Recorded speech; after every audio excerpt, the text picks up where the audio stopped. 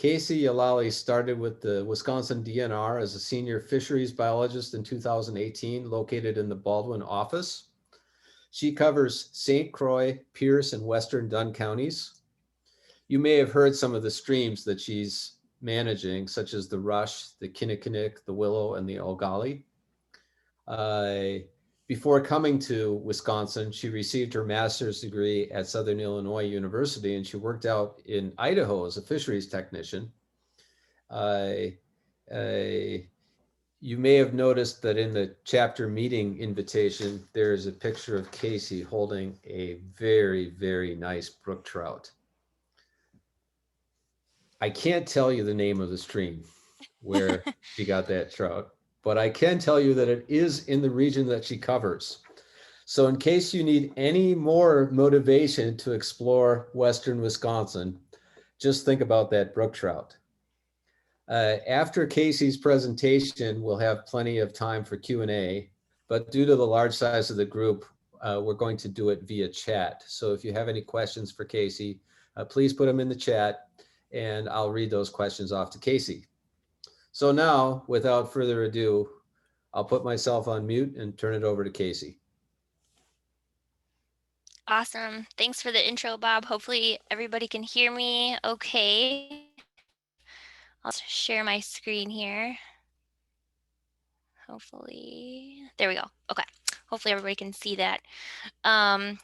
So yeah, like Bob said, I'm the fisheries biologist. I cover St. Croix, Pierce, and Western Dunn counties.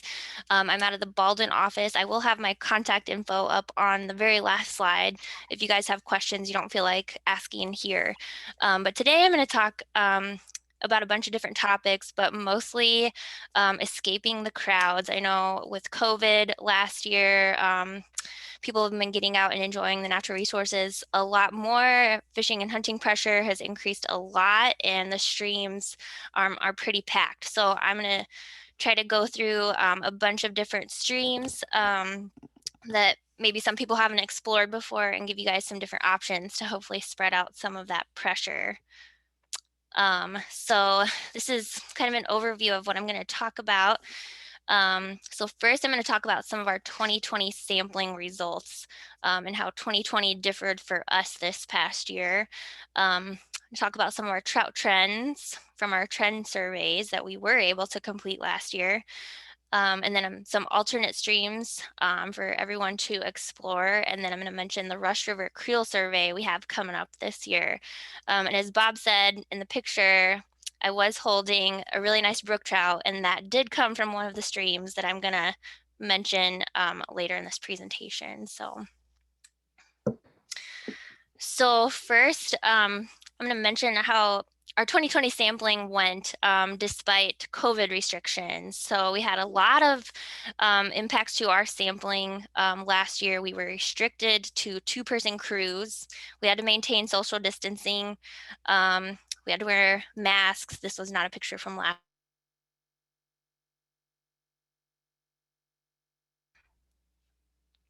Okay.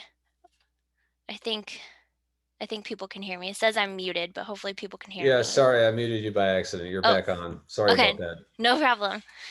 Yeah, so we were restricted to 2-person crews, and basically this means we are restricted to backpack shocking. This is a picture of our backpack shocker. This is how it works. Normally we're using our stream shocker, which takes at least 3 people, usually 4 people, to operate and shock effectively. So one person shocking, one person is handling the fish when we're doing these surveys. These only occur on streams that are generally less than 3 meters wide. Any streams larger than that or wider than that, we just can't cover very well with just the backpack shocker. So these are the streams that we were able to sample last year. So that meant no stream shocking on our large rivers, including the Rush, the Kinney, the Willow, and the Ogalley, and a few others. Actually, many others were not sampled, which was really unfortunate. And we had that huge flood in June last year. And the impacts from that are basically unknown. I've talked to a lot of people out there fishing and they're having really good luck. So we know that things were for the most part okay, but I'd really like to get a handle and see, exactly how the fisheries are doing in all of these rivers and continue our trend sampling. So hopefully maybe later this year or next year. Um, so despite us not being able to sample the large rivers, this did give us some more time to sample small streams that normally don't get a lot of sampling attention. However, they're super important to the fisheries in, the main rivers that everybody does like to fish, the Rush, the Kinney, the Willow, and all those other ones. So I'm just gonna kind of jump right into it. So we were able to sample a lot of tributaries and a lot of these small headwater streams like the one in the picture here. This is Lousy Creek. It's a tributary to the Ogalley River. It's a beautiful little stream that I hadn't seen before either before this past year. So, streams less than 3 meters wide, we could sample. These headwater streams are super, super important to large rivers and the streams like the Rush and the Kinney. They provide additional spawning habitat. Usually it's outstanding spawning habitat like you can see here. It reduces competition for spawning habitat that occurs in the main stems. Fish can travel up these rivers. They're a lot smaller water. There's less competition from other fish that are trying to spawn there. They usually have excellent thermal regimes, especially in my area. We're really fortunate to have a lot of spring-fed tributaries and a lot of groundwater input. And this is also excellent nursery habitat for juvenile trout. That's mostly what we found in these small streams. They've got reduced predation from adult trout. It's really good cover for these little young of year. I'm gonna refer to juvenile trout or fish that were hatched out this spring as young of year or YOY. So you'll see that popping up in the presentation. It's just an abbreviation for little guys that were hatched out this spring. And it's got these streams have really good food sources too. So generally fish come in, they spawn, they leave. The little guys kind of hang out in these smaller streams until they get a little bit larger, and then they tend to migrate out into the main stems. First of all, I'm going to talk a little bit about the Rush River tributaries that we sampled. A couple of those are called Morgan Coulee is one of them. Crystal Springs Coulee is another. These are located pretty far down on the Rush, just north of Highway 35. Beautiful little streams. Both of them are brook trout reserve streams.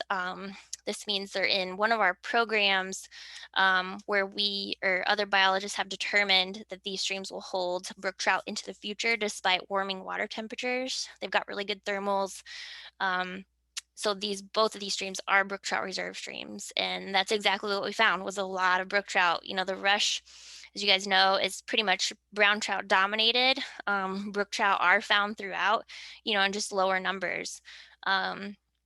But our sampling in these rivers revealed pretty high numbers of juvenile brook trout, over 1,100 per mile, which is really, really good. And this was after the huge flood event that came through. So we know that these streams still pulled off a good year class and had good survival after that flood. However, in these streams, we did find very few adults and low numbers of juvenile brown trout, which was good in these streams, especially since they're brook trout reserves, to see a lot of brook trout rather than brown trout. So these streams, they're very small. I wouldn't recommend necessarily trying to fish them, although you can. There's very few adults and it's very small water. But they are, a good hike. They're very scenic. So the effect of flooding due to these or from these surveys, it may be minimal. There was a high survival of these juvenile fish. And what we kind of found is that the adults likely spawn in these streams and then they'll return back out to the main stem, like the Rush River, after they're done. It's just very small water for them to hang out in, but it's perfect for these juvenile to grow up in. So we did cover some tributaries to the Kinnickinnick and the Ogalley River. Some of the tribs to the Kinney are the Nye and Ted Creeks. These are located just upstream of River Falls. Both of these streams had good numbers of both brook and brown trout, mostly brown trout. The Kinney's brown trout dominated. I know most people know that. There are brook trout found throughout here too, very low numbers of brookies. But there were good numbers of brooks and browns here. Some of the Ogalley River tribs. I showed a picture of Lousy at the very beginning. It's a beautiful creek. Super good substrate, cobble gravel substrate, high gradient. It had high numbers of brook trout, young of year, excellent habitat. We found no adult trout in Lousy Creek, which is interesting. So basically telling you the fish come in the fall, they spawn, they leave, they go back out to the Ogalley. Hay, Missouri, and Knights Creeks, we were able to cover all of those too. Those are very small tributaries. These streams, not as good a habitat, pretty low gradient. They're very impacted by farming, poor farming practices. They've got a lot of erosion. They had low numbers of young of year and few adults. And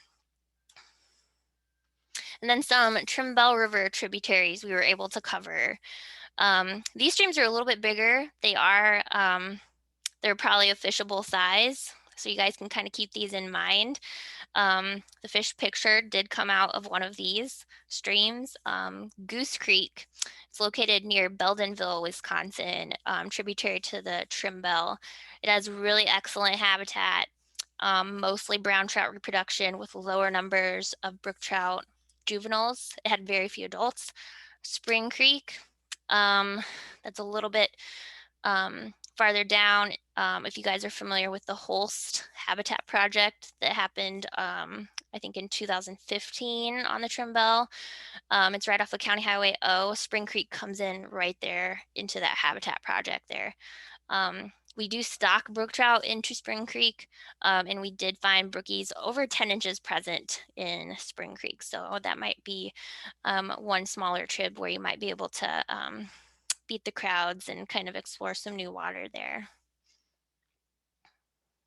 Some Tiffany Creek tributaries. I don't know, this is a little bit farther east in St. Croix County running into Dunn County. So I don't know if anybody's familiar with Tiffany Creek and its tributaries. Tiffany Creek is a pretty big river. It's got a big watershed. These are all brook trout streams in this watershed. No browns are present. Tiffany Creek had high numbers of brook trout young of year. We sampled Stevens Creek and Ryan Creek. We did get a few brookies over 10 inches in Ryan Creek. It's very, very small though. It would be really hard to fish. However, Tiffany Creek, the main stem that runs through Glenwood City, a habitat project was completed there many years ago. The project still looks outstanding, and we caught some really nice fish in there. It has really good size structure. It's got great fishing access.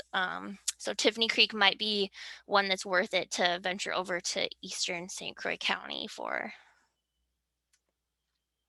And if you guys have questions about these, for sure, throw it in the chat. I can't see the chat right now, but I'll try to get you at the end, or you can always email me if you have more questions about any of these streams. Thanks for the reminder, Kasey. We are getting a couple of questions in the chat, and I encourage everybody to ask questions as we go along. Okay, good. Yeah, that's awesome.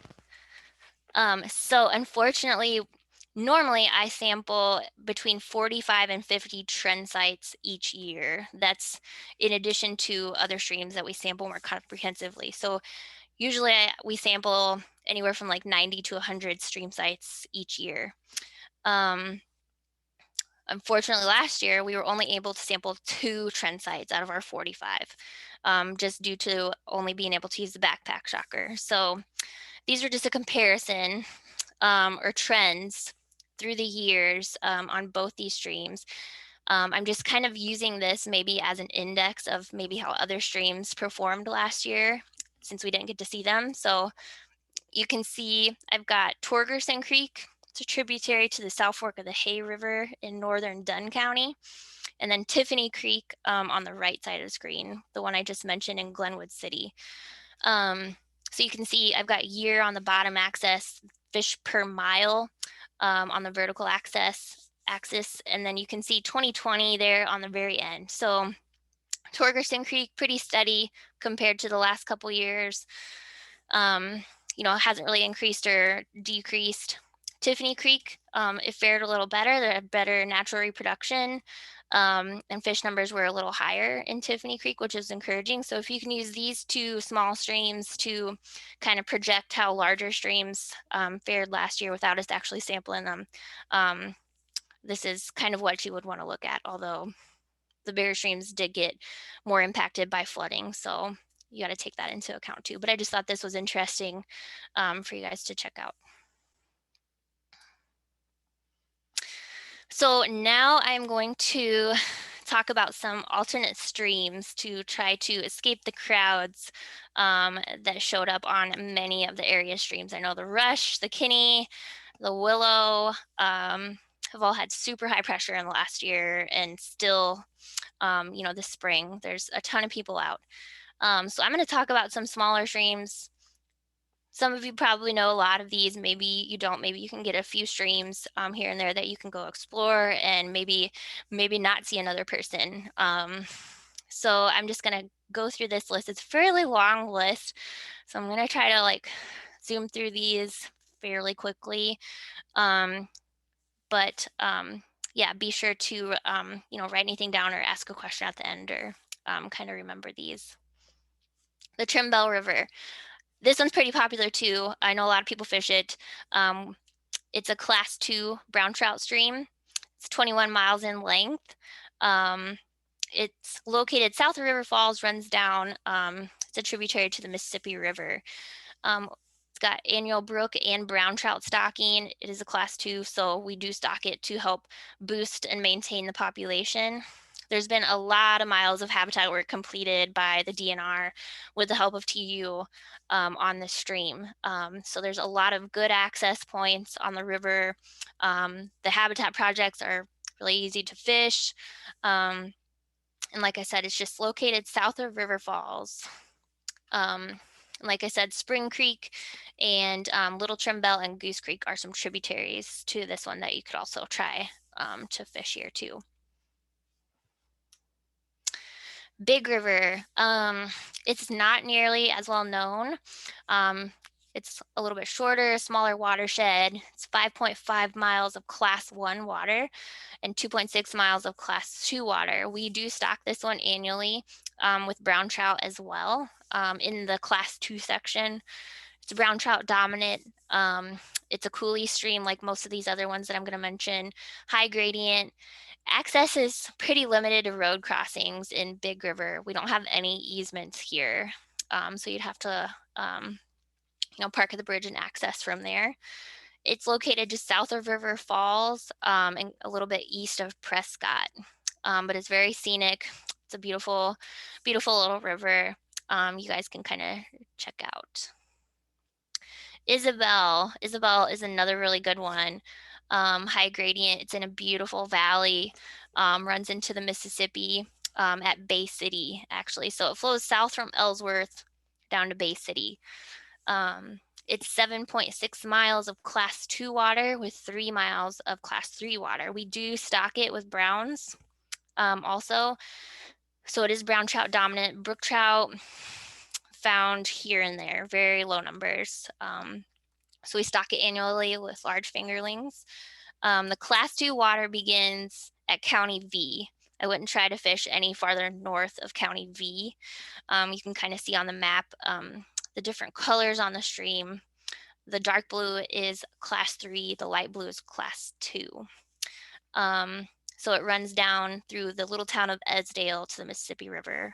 So that's definitely one that's worth checking out. Yeah, it's a really nice little stream that I highly recommend. And if you guys have questions about these and you want to check them out on your own, for sure go to the DNR's website and just search for trout. And I think the first thing that pops up is our Trout Tool. And you can go there. It's a mapping application. It shows the classification. It shows the regulation. And it does show our habitat projects as well, where those are located. So that's a really good tool if you want to check these out on your own. Lost Creek is another one. Lost Creek is one of my favorites. It's beautiful, super high gradient, beautiful habitat.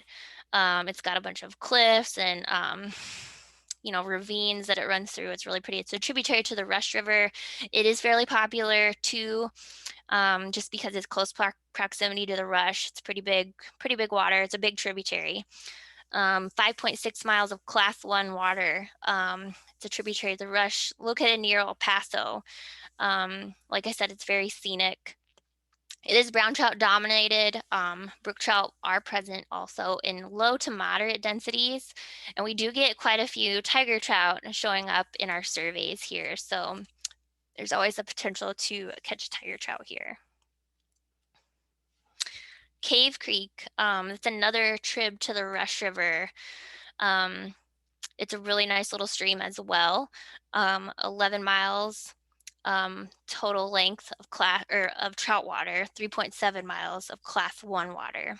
That's towards the lower end of the watershed. You can see here it's the green line that's running into the blue line of the Rush River. So brook trout, this is an old map too, by the way. The Rush River is Class 1. That should be green as well. Brook trout and brown trout are both here in moderate densities. It's about a 50-50 to 40-60 brown trout to brook trout ratio in our surveys generally. It's a very steep gradient, good gravel, cobble substrate, excellent habitat. So that's another good one to check out. And I was going to mention Lost Creek. When I was on that slide, it has a ton of access. It crosses, it's either 400th or 450th, crosses that road a ton of times. So it's got a lot of access. We do have a couple easements on Lost Creek too. We don't have any easements on Cave Creek, however. So access is restricted to bridge crossings. Pine Creek, it's another outstanding stream. It's Class 1 water, almost 30 miles of Class 1. It's located down near Maiden Rock, so the very far southeast corner of Pierce County. It's out in the middle of nowhere. It's a very scenic valley. Over 2 miles of habitat work has been completed on Pine Creek. This happened in the mid to late 2000s. So it's very easy access, easy fishing. It's wide open, tons of habitat work and tons of fish. High density of brown trout. It used to be historically a brook trout stream. Browns kind of invaded in the past couple of decades, and they've really taken hold in the lower reaches.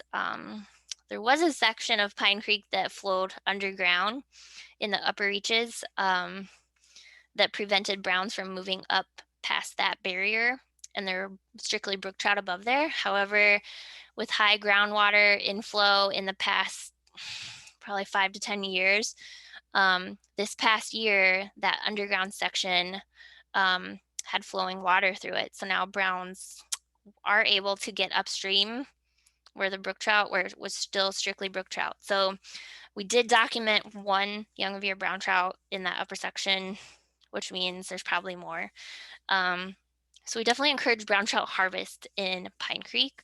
There's a ton of fish in there, so but it's really good fishing. And like I said, brook trout are still present in those upper reaches.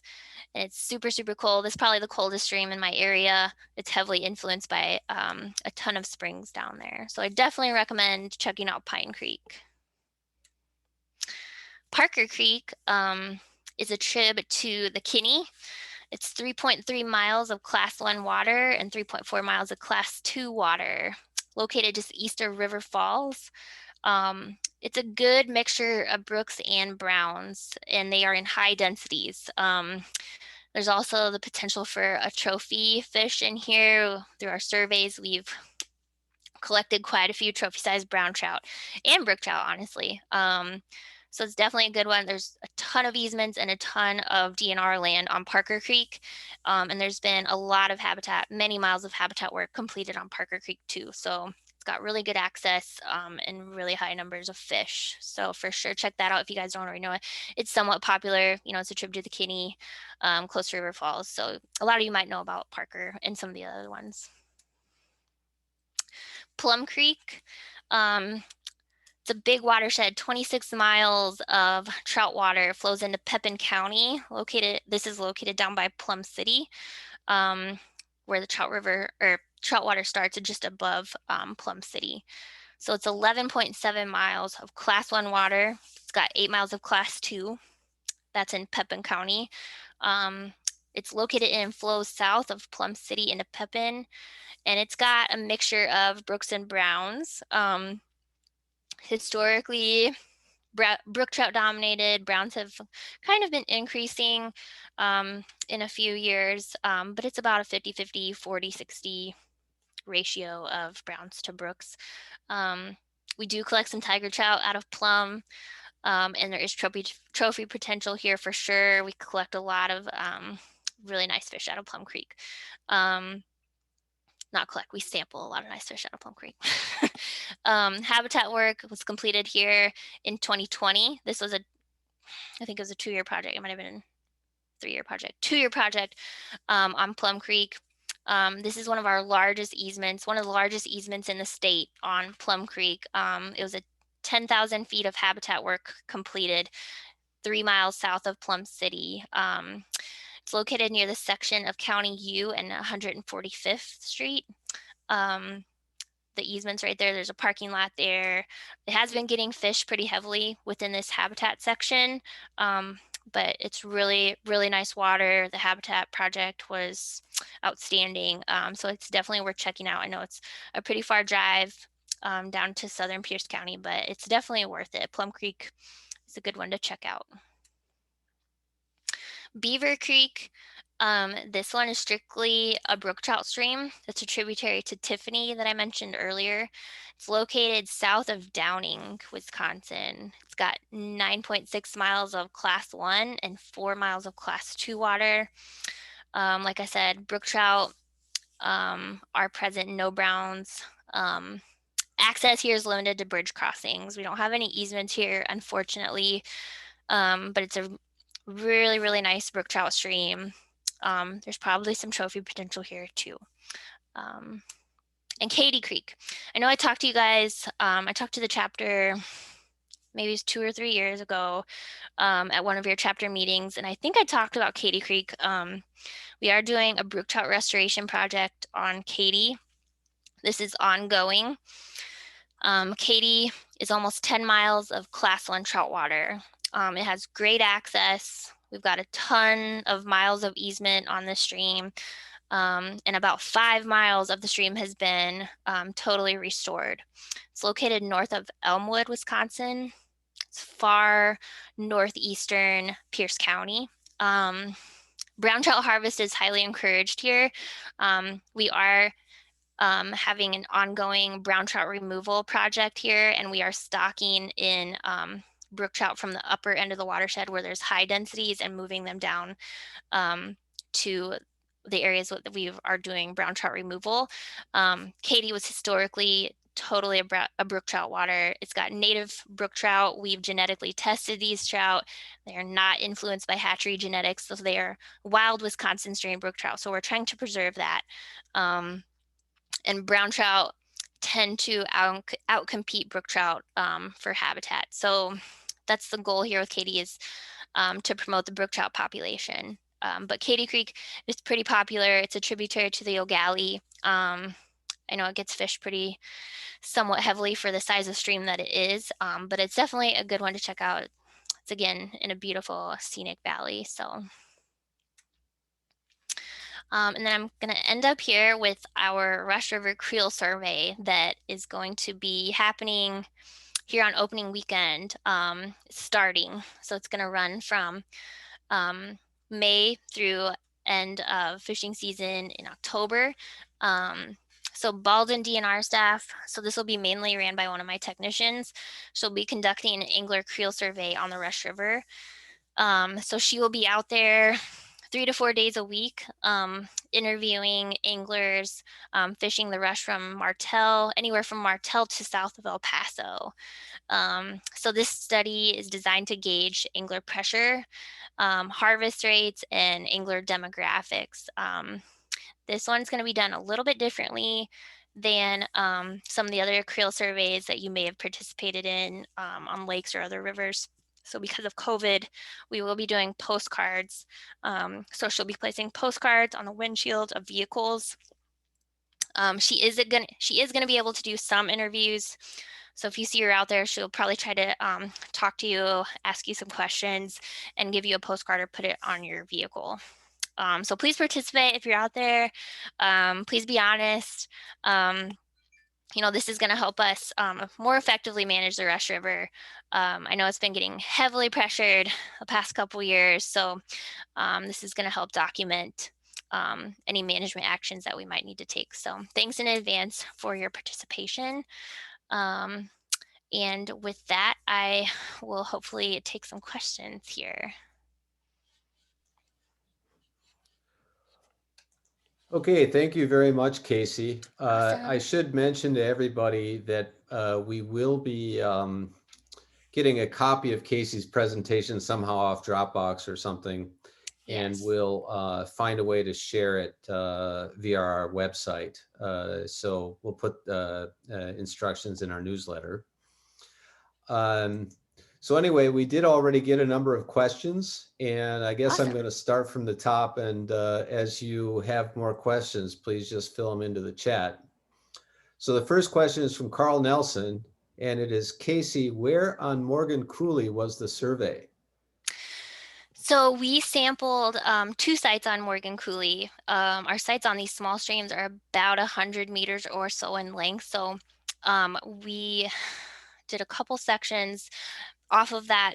I can't remember if it was 270th Street, kind of in the middle of the watershed. I can get you exact locations if you're interested in that, but there's that one main road that runs up that valley. So we had a couple sites right off of that road there, kind of middle. I would say as you go up the road to the dead end, it's kind of right in the middle of that road there. Okay, the next question is from Jonathan, more a comment than a question, but I'd like to tack a question onto it. Okay. His comment is, my observation is that the trim bell is receiving plenty of angling pressure. It's been discovered, exclamation point. Yes. And so the Yeah. tack on question is, Kasey, are there any spots on the trim bell that you could recommend where there might be good access and maybe a little bit less pressure? Probably. I mean, yeah, I know the trim bell has been popular and it's getting more and more popular. Yeah, it's kind of like a mini rush or an up and coming rush. I know a lot of people like to think of it that way. But it's still a class 2. But yeah, I'm not sure if there are any hiding spots on the trim bell. I know we've gotten a couple of newer easements down on the lower end of County O. There's a big horse pasture as you're headed south on the left-hand side. That is now an easement, if you guys aren't familiar with that. And then even farther down, there's a really big landowner just downstream of that horse pasture that we also have an easement on. So now there's a lot of access down in that general area, but I'm sure there's plenty of people down there too. So, but like I said, Goose Creek, Spring Creek, and maybe the Little Trim Bell, those tributaries, I'm sure they don't get fished as hard. So maybe, check those out. Like I said, we do stock Spring Creek with brook trout. So that's what I would suggest. If anybody does get to the lower trim bell, keep an eye out for an approximately 35-inch northern that Whoa. bit off my fly. Shoot. Oh no. Anyway, the next question is from Kevin Kruger. He said, could you explain the class system, i.e. 1, 2, etc.? Yeah, for sure. Good question. So our class 1 streams are generally our best streams. They've got plenty of natural reproduction to fully sustain and maintain the population. So there's plenty of trout to occupy the available habitat, basically. That's how we classify our class 1s, with plenty of natural reproduction and plenty of, abundant trout to occupy the habitat. Our class 2s, they do usually have some natural reproduction, but it's usually not enough to fully maintain or sustain the population. So we do generally stock these class 2 streams to help with that. And there's generally, if the population were left alone and not stocked, there's not the number of trout needed to fully occupy the available habitat. Class 3 streams, there's usually little to no natural reproduction. We may or may not stock them depending on angling pressure. But these streams, little to no natural reproduction. And there's very few fish. There might be 1 or 2 year classes present in those streams. So that's kind of our classification system. Okay, Casey, by the way, I'm going to turn off your sharing. If you Okay, want to share your presentation again later, that's fine, but this way people can see more than a little thumbnail. awesome. Uh, the next question is kind of a comment, but interesting one. It says, it's interesting that Wisconsin stocks streams like Big River that do not have easement or access. I think that's different from what we do in Minnesota. So do you have any comments about that? Yeah, so just because there might be more limited access, doesn't mean people don't fish them. A ton of people, I mean, not a ton, fish Big River. It's kind of out in the middle of nowhere, but people do still fish them. And we do have feral strain stocking programs. So we do collect feral strain brown trout from down like La Crosse area from a couple of streams down there, and we do collect feral strain brook trout or wild brook trout from a couple of my streams. South Fork of the Hay River, we collect eggs from those fish there, and we use those eggs to stock around the state. So we have our feral stocking program. So these, are very pure genetics. As far as stocked fish go. So we use these to stock and supplement existing populations, to maintain or sustain them too. So it's not just totally for angling pressure anglers. It's still to maintain that population. So Okay. All right. The next question is from Paul Connors, and he's curious. You mentioned a couple of times streams having trophy potential. What size fish is a trophy fish? So when I say that, I'm saying we have captured fish in our surveys, brook trout over 12, brown trout, over 18 to 20, that's what I mean when I say that. So there's an opportunity, I've seen it. So we've seen those in our surveys. So definitely, you have that opportunity to catch those big fish there. We don't So see those everywhere. 12 plus for a brookie, 18 plus for a brown. Yeah, for sure. Excellent. Yeah. Okay.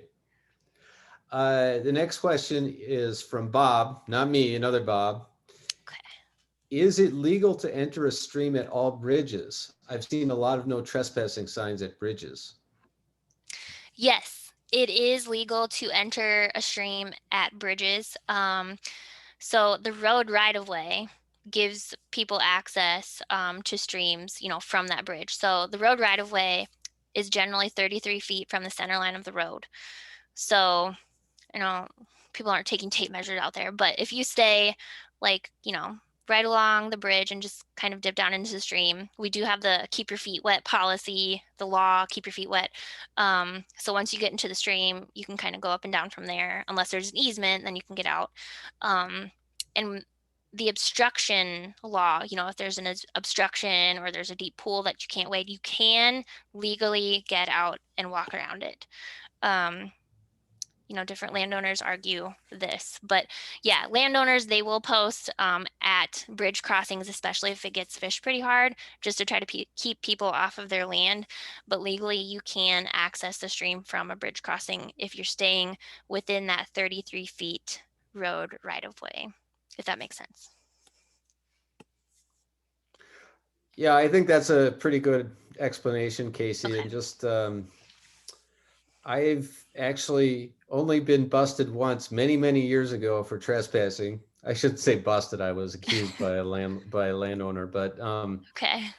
I I guess I just want to add the editorialization that if there are a lot of no trespassing signs, or it seems, like a kind of an area where the landowner might be touchy, to just be very careful. And it's also very possible to, drive up to the landowner's house and knock on their door, or even leave a note that, you're entering at the bridge. So, Right. um, Yeah, for the sure. legal rights is one thing, but I guess the, maintaining good landowner relationships is probably important to the DNR too, I assume. Yes, for sure. Yeah, I get quite a few calls every year with this issue. Sometimes a warden has to be contacted to figure out, the result of a dispute. But yeah, yeah, if you kind of go follow the rules that I just said, you should be okay. But yeah, it's always touchy with different landowners. You never know, if they're going to be all for it or if they're going to be like, don't touch my property. you never know. So it's always good. Yeah, if you're in doubt, go talk to the landowner first. Okay. The next question is, what is being done to preserve the genetically pure, quote unquote, non-hatchery brook trout? Yeah, so like I said, we collect, well, first we genetically analyze each population that we plan to use as brood stock or eggs to stock around the state. So first, we'll collect a bunch of trout, from a stream that we think, may not be influenced by hatchery genetics or has never been in the past. We did this on a lot of streams in my area and across the state. So one, for example, is Katy Creek. Katy Creek, as well as South Fork of the Hay River. Both of those streams, genetic analysis has shown us that these are not populations that have been influenced by hatchery strain fish in the past. Because we've got the hatchery strains and we've got wild fish strains. So we can kind of compare when we get a population where that population kind of falls out, whether it's wild or hatchery influenced. So from that, we choose streams based on our genetic analysis and based on the current population. If it is high abundance or if there's low abundance. If it is a low abundant trout stream, we generally won't take eggs or take fish from that stream just because it's going to impact that population too much by us taking those fish out. So we'll target a stream like Katy Creek in the upper reaches. It has a ton of brook trout, high density. Genetics are very pure. They're the wild Wisconsin strain trout because we did analysis on that. So then our hatcheries will come in and take eggs from that stream every 5 years. They're on a rotation. So then we'll use those eggs from wild strain fish to stock in the waters that need stocked with that feral strain to maintain the good genetics that stream has. So we don't want to stock hatchery strain fish or genetics that have been, I guess, would you say, diluted by hatchery strain on top of natural wild populations, because that would dilute the genetics and make them less genetically viable into the future. So that's kind of how our hatchery program is working. We still stock hatchery strain fish, in populations or that don't have natural reproduction or aren't genetically wild. Like South Fork of the Katy, for example, we've done genetic analysis on that, and that has been influenced by a lot of hatchery genetics. We don't have to stock South Fork of the Katy anyways, but if we did, we could stock either ferals or hatchery strain, depending on how we wanted to go. But that one is not classified as a wild genetic strain of trout in the South Fork. So yeah, that's kind of, hopefully that answers your question. That's kind of how we're trying to maintain our wild genetics, is by either not stocking them or just stocking them with the wild fish that we collect from other streams here. So we're learning all kinds of interesting things tonight. And one thing that we just learned is that there's actually 23andMe for brook trout. Nice. Awesome. But it's great that they're doing that kind of testing. I think they have a Yes. similar program in Minnesota and have discovered a lot of heritage strains of brook trout. Yes, that's a good, yeah, we Yeah. also use that term, heritage strain. Yeah. But there's another related question here, which is whether there's any discussion of liberalizing the brown trout bag limits on Pine or Katy Creek. Yeah, and I kind of did this right when I first started, but not to the extent that I can. And we have to get a lot of public feedback when we change regulations. And so my plan was to take it in small steps. So yes, I would like to further liberalize the bag limit on brown trout in both of these streams to help them out. And I just want to say we are having our brown trout removal. It's ongoing. We did it last year as well. We were able to get in there with a backpack and remove a lot of fish, but it was encouraging. From the data that we've collected and the brown trout we have removed, the stream is actually looking really good. Brook trout are increasing. We've shifted the size structure of brown trout present in there to mostly larger fish and fish that are migrating in from the Ogalley. So it's really encouraging that what we're doing is pretty much, it's working so far. So yes, I would like to liberalize further the regulations on both those streams. That's a really good point. Um, yeah, so, and another thing that I changed that didn't mention in this presentation, I switched the stocking regime in the Ogalley. It's always been a brown trout stocked stream, but I've switched that to brook trout stock stream for many reasons.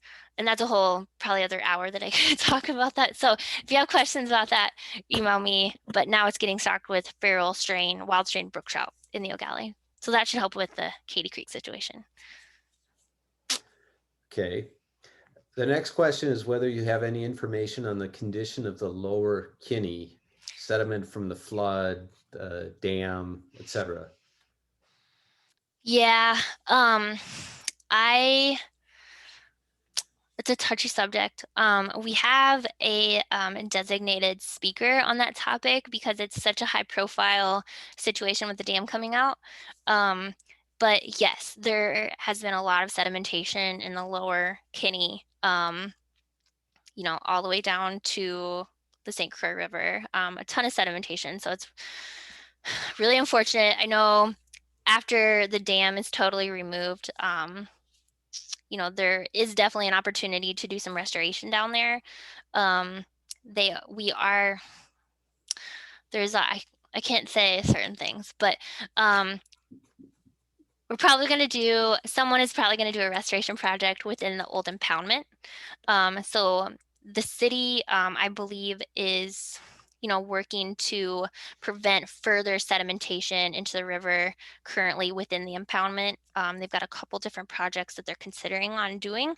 And also they are considering removing a bunch of sediment that has accumulated directly below the dam. I know there's a ton sitting right there. So they are considering that as well. But yeah, it's in rough shape right now, the lower river.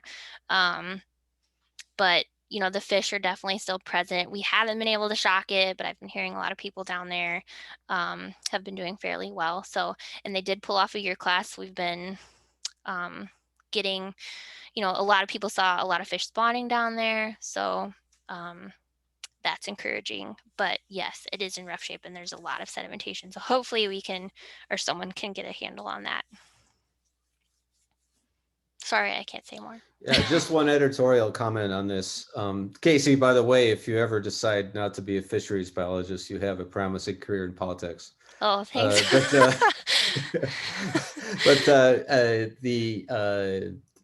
TCTU has been talking with the Kayaptuwish chapter of Trout Unlimited, and if and when there is a habitat project, we're going to want to get volunteers. We're going to want to get funding. We're going to make appeals. I mean, the Kinney is such an iconic river, and yeah, over the long run, the removal of that dam is just a terrific thing. So we will be asking all of you for support in the future to help us make the Kinney great again. Awesome. Yeah, that's great. It's exciting. Should be good. Okay. This is from Dan. 10 years ago, brookies seemed very common on the Rush north of 10. Has there been significant change in water quality or temperature since then? If anything, the Rush has probably gotten a little bit colder. Water quality has been very good. There has been a lot of sedimentation in the past few years with the huge flood events that we've had. So, whether that's playing a role in that, I know, we still pick up, quite a few brookies in all of our trend sites that we sample every year. So they are still present, just maybe not in the numbers that they had been. And they are still present, in all of these tribs that we were able to sample. Those are mainly brook trout dominated, which is really, really cool to see. Because like I said at the beginning, we haven't sampled a lot of these small streams that we did last year. So we really, had no idea what was going on in there. And now, we have all this really good data. So yeah, I don't know whether it's an artifact of, the sedimentation. There's more sand, there's more silt, and that's impacting them, or just the more competition with browns.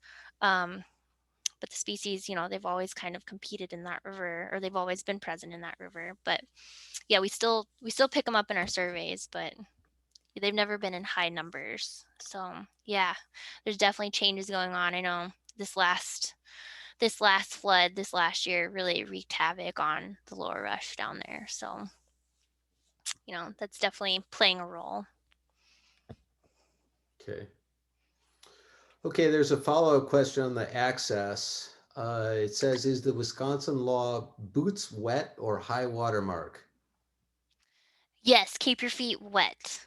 That's the law. So when you get in a river and if there's private land on both sides, keep your feet wet.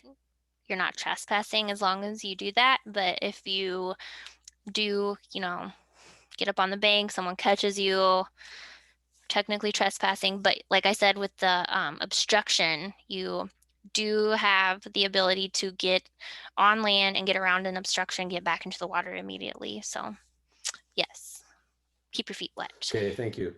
Yes. Okay, here's a question from Charles.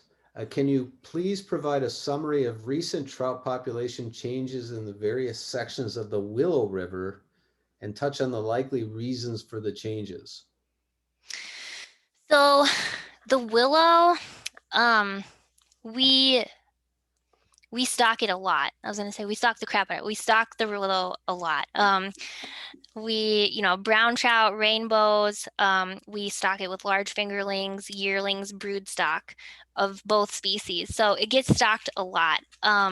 So there is some natural reproduction. We do document that. But it's a fairly warm river compared to a lot of the other rivers that I manage. There's a really good prey base because of that. So fish do have the ability to get large in the willow because there's a lot of prey species.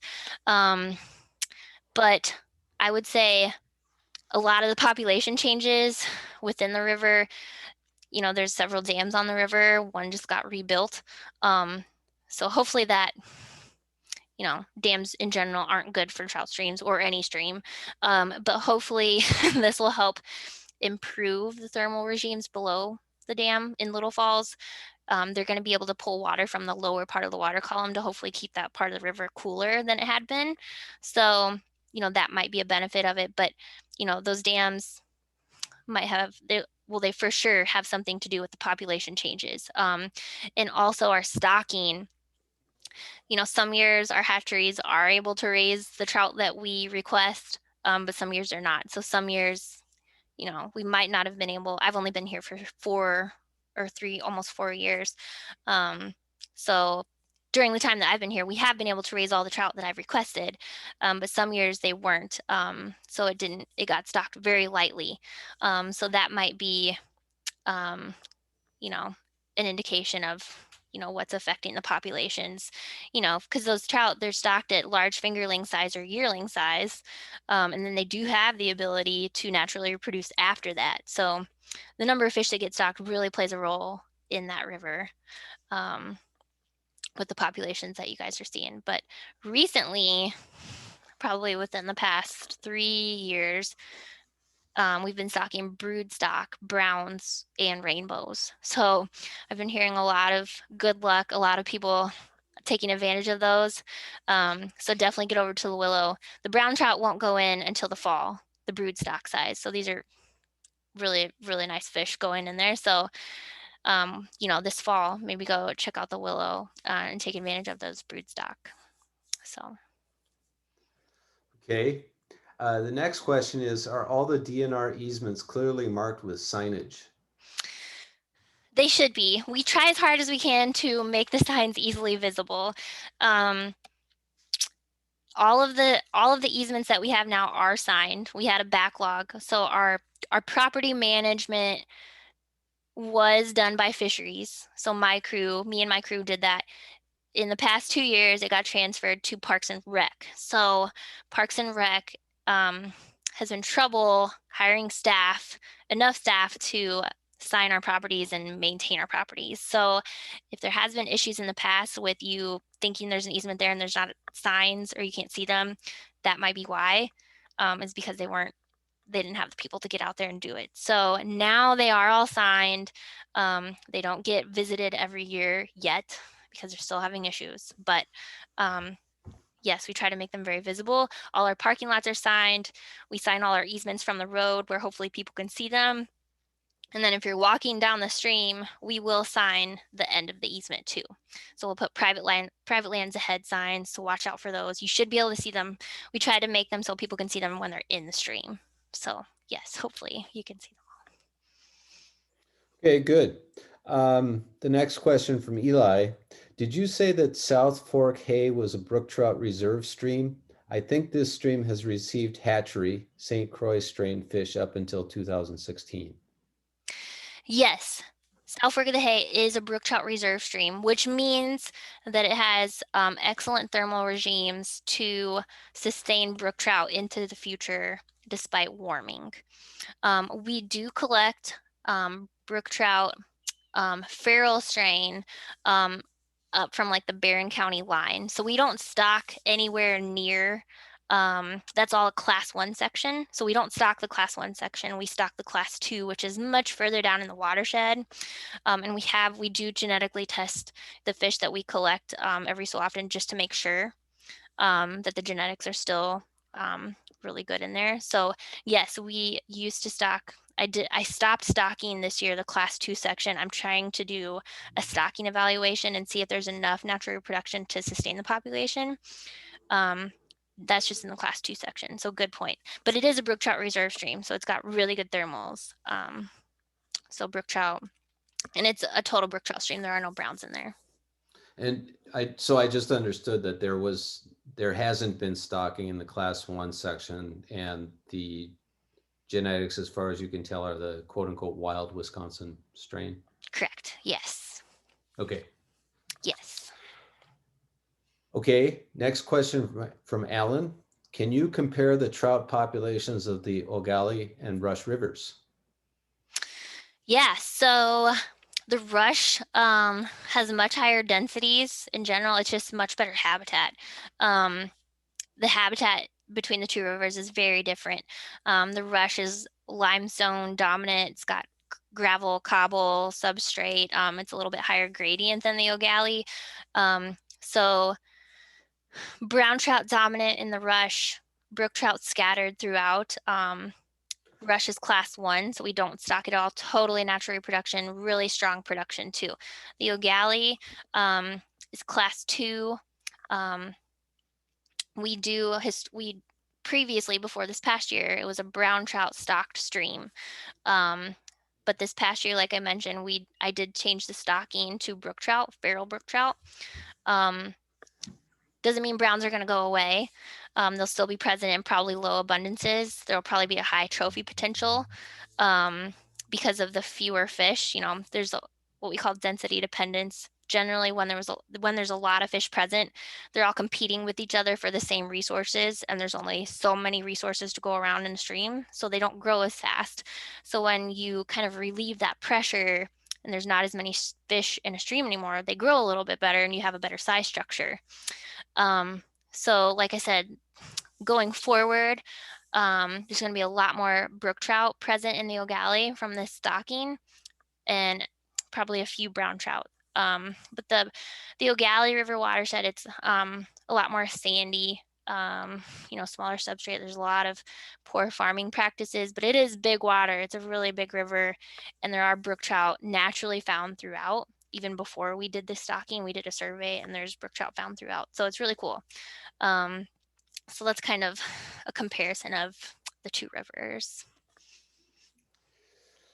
Okay, here's another river that I haven't heard about. Can you talk about, this is from Leland, can you talk about what stretches of the Apple River have trout?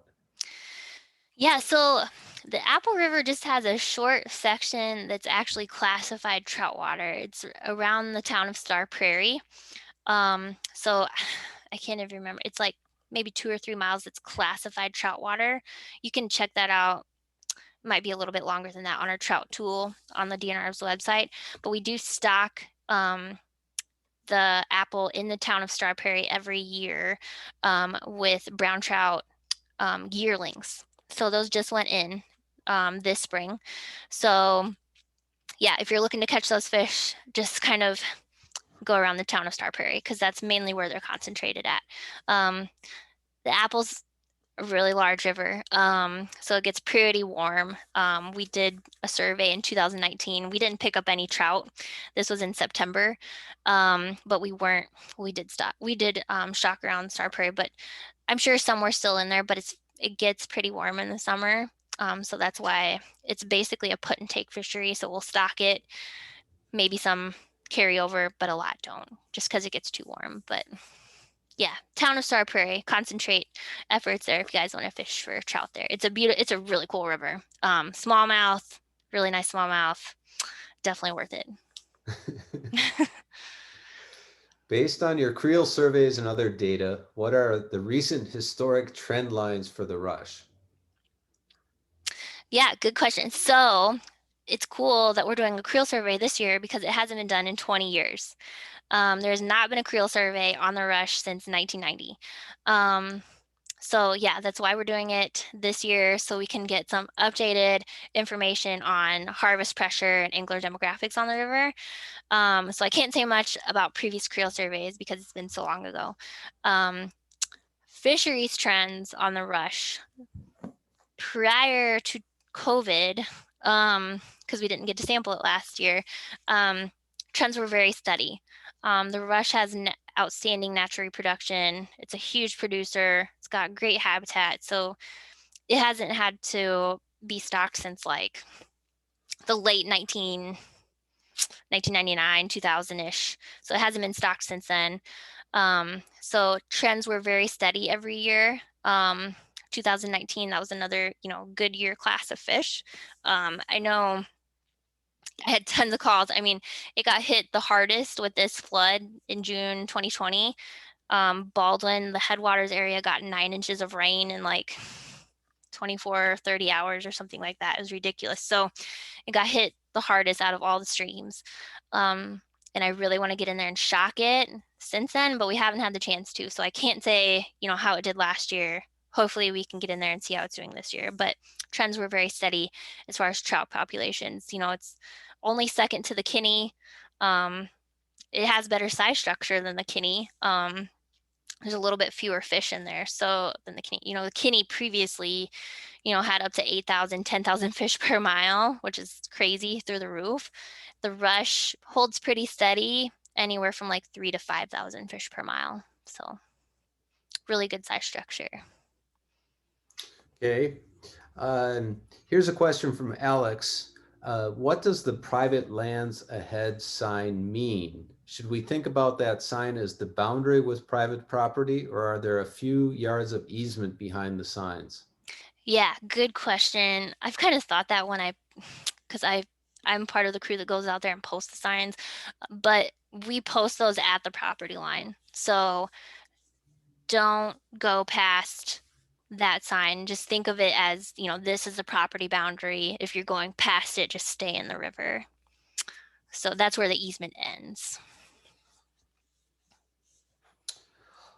All right. Well, I can't believe this is true, but as of right now, there are no more questions in the chat. Okay. Well, There those were are a some great lot. questions. Yeah. Yeah. Awesome.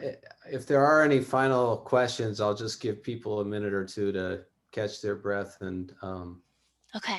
think of things. Kasey, you mentioned the Trout Tool several times. Do you want to talk a little bit about that? Yeah, for sure. Yeah, so like I said, it's a mapping application on the DNR's website. So if you go to the Wisconsin DNR's website and just click on the search button and just type in the word trout, the first thing I'm pretty sure that pops up is the Trout Tool, and you click on that and you launch the map, and then it'll open the whole state, but you can zoom in, to the area that you want to go to, and all the streams are highlighted in different colors. So you can click on the stream, it'll tell you the name of the stream, the classification, the regulations. It'll also give you our easements do show up there. If you zoom in far enough to the stream, it'll show our easements, and they are continuously updating it with our trout habitat project areas. They've got a lot on there, but there's still quite a few that they're still adding to it from a backlog from years past trout habitat projects. So those will eventually all be on there. So it's a really good tool. I would highly encourage people to use that. Otherwise, if you have more questions about the stream, for sure, email me, call me, whatever. But the Trout Tool is a really good application to try to figure out where you want to go. Okay, well, we thank you. I stumbled Yeah. across that tool a couple of weeks ago, and I think it's great. We did get a couple of more questions. One is from Harold. What is your favorite fly? Oh, I love hoppers. Like that. That's definitely my favorite for sure. I love that time of year. So, yeah. Yeah, that's a great time of year to fish, and it's fun to watch trout go after hopper. For sure. The next question is from Ken. What is a feral population? Feral, it's just another word that we use for a wild population of fish, whether it be brook trout or brown trout. Just means, wild Wisconsin strain trout, like I was talking about with our genetic analysis. It means that feral population or wild population has not been influenced by hatchery stocking. Okay. Here's a good question from Evan, who is going to be our speaker next month, by the way. Cool. And his question is, what is the biggest trout you've sampled so far? Since I've been here, I'm guessing since he meant since I've been in Wisconsin. Yeah, well, you can tell us what you sampled in Idaho too if you want to make us jealous. Here I've honestly only seen a 24-inch brown. That's the biggest I've seen here. In Idaho, I've seen browns. I've seen cutthroat up to 25 and some browns up to 27. So yeah, that's really cool. Super cool. Good question. Okay, one more question. What is the best way to get a license? Online? Are there day licenses? Yes, for sure online. Our offices are still not open for people to come in and purchase licenses from. So yeah, for sure online, that's probably the easiest way. And I honestly don't know. I'm sure we either have a day license or a 3-day license. It's one or the other, and I can't remember. But yeah, there's for sure that option. Okay, questions have flooded in. You're not done yet. What has been your biggest surprise about the streams you've been involved with in the last 4 years? My biggest question, you said? Or my biggest... I'm sorry, one more time. What has been your biggest surprise about the streams you've been involved with in the last 4 years? Honestly, sorry, should I got a drink of water. I would say coming here from like Southern Illinois and Missouri and even Idaho, and Washington, I would say in my job, definitely the amount of natural reproduction that these fisheries produce. They were naturally reproducing populations in Idaho, but like these streams are so productive. Especially the rush. It's just like these rivers are really impressive. Some of the best in the country, as far as naturally reproducing fish populations. That's probably been my biggest surprise so far is, some of these streams we have like 6,000 young of year per mile. I mean, it's insane. There's just, little trout everywhere. It's just got the best combination of, cold water, groundwater, spring input with excellent habitat. It's just really outstanding. So that's probably my biggest surprise coming here. I'd never been to Wisconsin before, so it's awesome. The driftless area is awesome. That's great to hear. I'm sure plenty of people here agree with you. Yeah, for sure. Okay.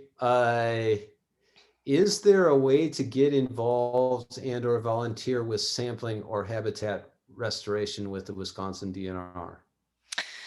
Yes, normally we take a lot of volunteers. Our trout habitat crew, they do 2 to 3 projects a year, like really big projects, and usually they Kayaptuish, TU, they kind of lead the volunteer effort on those projects. So Randy with Kayaptuish, he will get volunteers for seeding and mulching days. You know, if we do build bunker structures, he'll get volunteers for those on our habitat projects. And normally I take volunteers in August for our sampling that we do on the Rush and the Kinney and the Willow and the Ogalley, because we need a lot of volunteers to measure and take data on fish, because those are such big streams and a lot of fish. We just need a lot more volunteers. So normally, without COVID, we take volunteers. Right now we're still restricted from that, unfortunately. But in normal years, you know, say we do get the green light this year, maybe in August, you can contact me or contact Randy with Kayaptuish Trout Unlimited, and he can get you the info on all our volunteer days for that. He also coordinates my sampling volunteer days too. So yeah, contact Randy with Kayaptuish or me for those. But normally we do take volunteers. So Okay, this is a little out of your range, but do you have any thoughts on Osceola Creek and any potential creeks in Polk County? that is another biologist that manages Polk. So I unfortunately don't have the info for that, but that's Aaron Cole. He's out of Barron, Wisconsin. I don't have his number off the top of my head, but you can search for him on our website, or it's Aaron, Aaron Cole, Cole, at wisconsin.gov. And he has all of that information for you. Okay, and I'm gonna call this the last question. It's the last one I see in the chat. Okay. And I think it's actually a great last question. It Cool. is, what are your favorite waters for disabled anglers? Oh, that's a good question. Yeah, so Rush River, the Ogalley Rush River Sportsman's Club, they have a couple of disabled fishing piers on the Rush. It's near El Paso. You can always contact them, but that land, they own a bunch of land, and it is open to the public. So if you are interested in getting the location of those, one actually got washed away in this last flood. Like, it was a giant concrete pier that had been there for like decades, and it got washed away in the flood. But they do still have a couple. The Kinney also has some handicap opportunities. We call it our Oscar Lee property. It's off of River Road, upstream of River Falls. It's got a pier there that people can fish off of. So those are probably the main two for streams, but I do have quite a few for lakes that are accessible. Glen Lake in eastern St. Croix County, that's got some fishing piers. New Richmond, Flowage has some handicap fishing piers as well. But yeah, for sure, email me if you want some locations on those. Oh, somebody just popped up in the chat, Star Prairie. Yeah, I forgot about that one. It's got some disabled access spots in the town of Star Prairie for the apple. So that's a good point. Awesome. Yeah, good question. Okay, well, I want to, I guess I should mention, Kasey, I see you're looking at the chat, but you've probably seen that there's probably 30 or 40 comments saying, thank you, Kasey, we think you're a rock star. Oh, good. Great Thank job. you. So I can't Awesome. really add anything to those comments. I think you did a great job, and we really appreciate your spending your Tuesday evening with us. Yeah, for sure. Well, thank you guys so much for having me. I appreciate this. I always enjoy talking with you guys. So yeah, glad to help out. And for sure, let me know if you have any more questions. Just contact me one way or the other. So Okay, well, awesome. thanks again. Yeah. I do want to remind everybody that our next chapter meeting will be on Tuesday, May 25th, featuring our very own Evan Griggs, who will be talking about uncommon and urban fly fishing for some interesting species. For example, the famous sewer salmon, also known as the carp. Mm. So that's something for everybody to look forward to. So anyway, until then, I hope you all stay safe, stay healthy, get vaccinated, and get out and try some of those different streams. Awesome. Cool. Thanks so much, Bob. Thanks, everyone. Thank you. Take care, everybody.